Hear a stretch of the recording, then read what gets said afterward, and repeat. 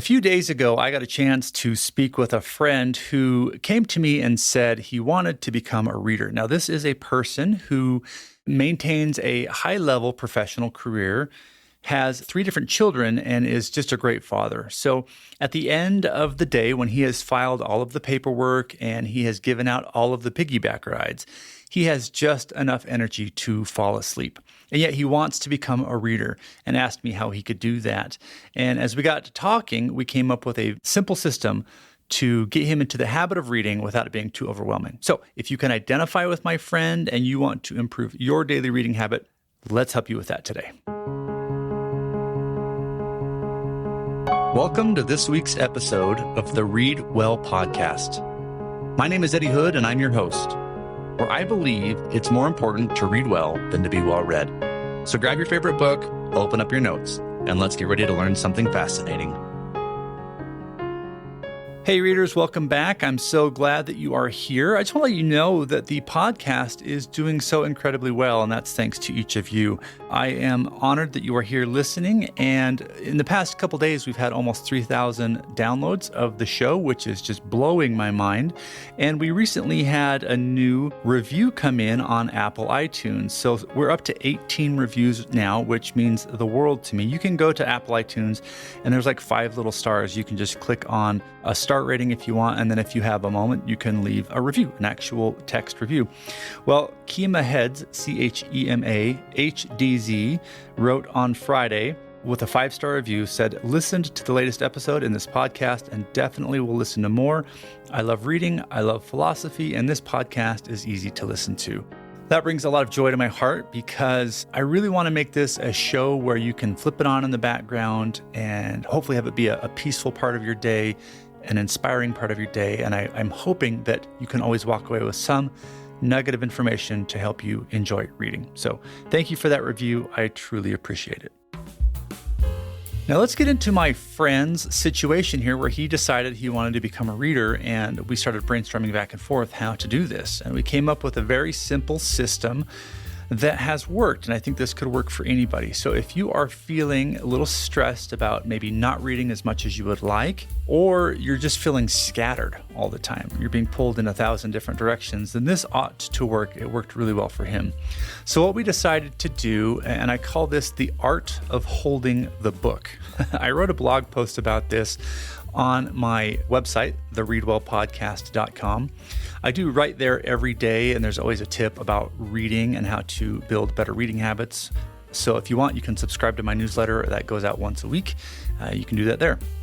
In that blog post, The Art of Holding the Book, I talked about what we came up with. So the job is to set a book on his nightstand each night before he goes to bed. And this should be a book that he is excited about, something that is interesting to him and his current passions and the things that really get him going for the day. It doesn't have to be work related. It can be hobby related. It can be fiction. It can be nonfiction. Just something that he believes would be of interest to him to read.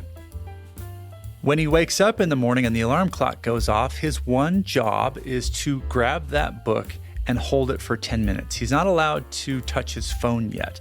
He has to carry this book with him everywhere he goes that morning for 10 minutes. At the end of 10 minutes, he can put it down and go on with his day.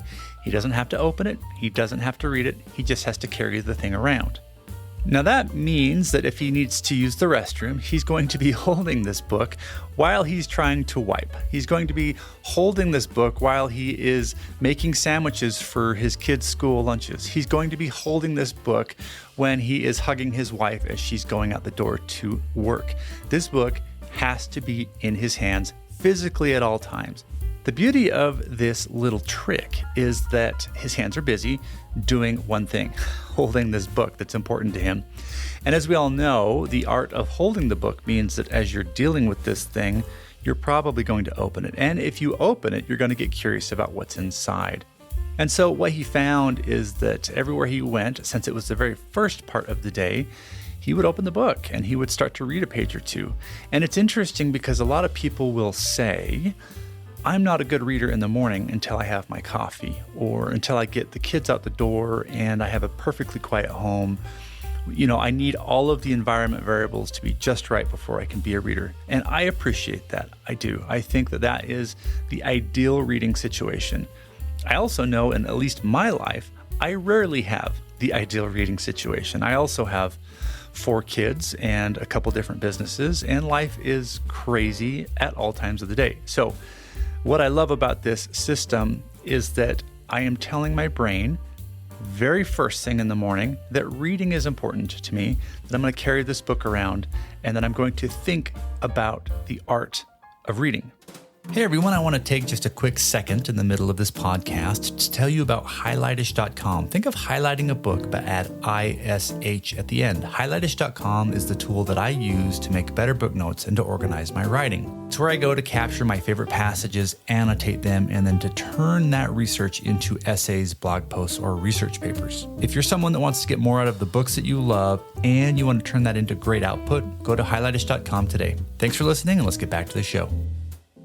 Now, as I mentioned, he's not allowed to touch his phone during this first 10 minutes. It is not allowed to be picked up, looked at, or anything. It doesn't matter if there are notifications, if there are emergencies. What we discovered is that emergencies usually aren't emergencies and can wait the 10 minutes, right? Even if your house is burning down. Well, if your house is burning down, you probably should grab your phone and run. But most emergencies can hang out for a few minutes and will be just fine. And we discovered that with this phone. Nothing critical is happening. No emails need to be answered right now. His social notifications don't need to be attended to right now. All those things can wait. And the ability to, the permission he's giving himself to ignore that stuff for just 10 minutes makes it doable. And he realizes that in 10 minutes, he's going to be allowed to pick up that phone, and then he can guiltlessly look at those things and not feel bad about it. Now, of course, we would love this to go on longer. In fact, I recently released a course in my private reading community, which you can get access to. You can create a free account if you go to thereadwellpodcast.com.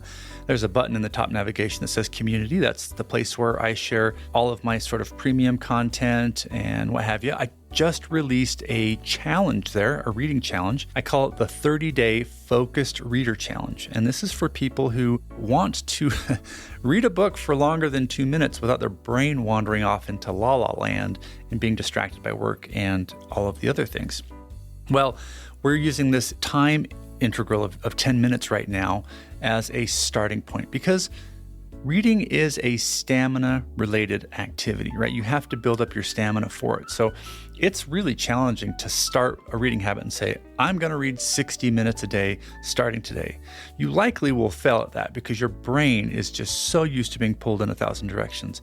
But if you can start off with this 10-minute rule and not even open the book, just carry the book around, you begin to brand yourself as the kind of person who has books. You begin to think of yourself as the kind of person that enjoys books. And as you open it and get curious, you begin to take on the identity of a reader. And as you do that, of course, you'll be able to read for a few minutes before you get busy with the day. And if you can just start that habit, even if it's only a couple minutes a day and you do it every day, you're going to become a great reader over time. You really have to be patient with this thing. It's okay if you can't read for hours on end. Most people can't. It is a challenge.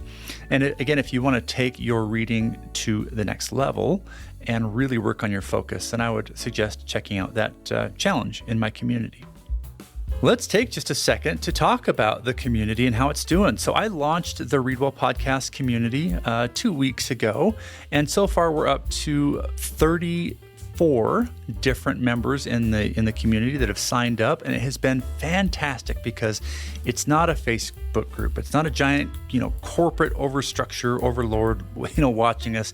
It's just us. And if there's a company out there called Circle who creates these sort of private communities. I've gone in and purchased a Circle community and branded it so that it's just for us. And it's been great because people are talking about their favorite books. They're making book recommendations. We're taking reading challenges together.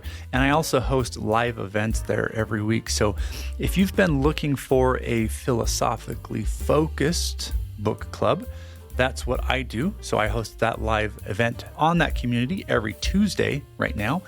But there are also a lot of other events that I host there as well. So if you're just looking for more of a connection with other readers and you're trying to find your people, this might be a good option for you. So again, we just launched 2 weeks ago. We're up to about 34 members, and I'm so proud of it. And it's been great to make so many new friends there.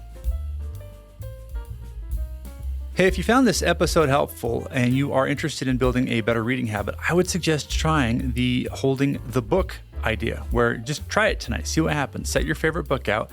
Again, it needs to be a book that you're interested in. Don't put, economic speculation, whatever text on your nightstand, unless you're into that stuff. If that really gets your boat floating, then set that book there. But if you want to put Harry Potter there, or Stephen King, or Plato, or whatever it is, set that out and get ready to hold that for 10 minutes in the morning. And I would love to hear your experience with this. There's so many ways to get a hold of me. You can, again, become a part of the community. You can hit me up on Facebook. I have a little page there for the Read Well podcast.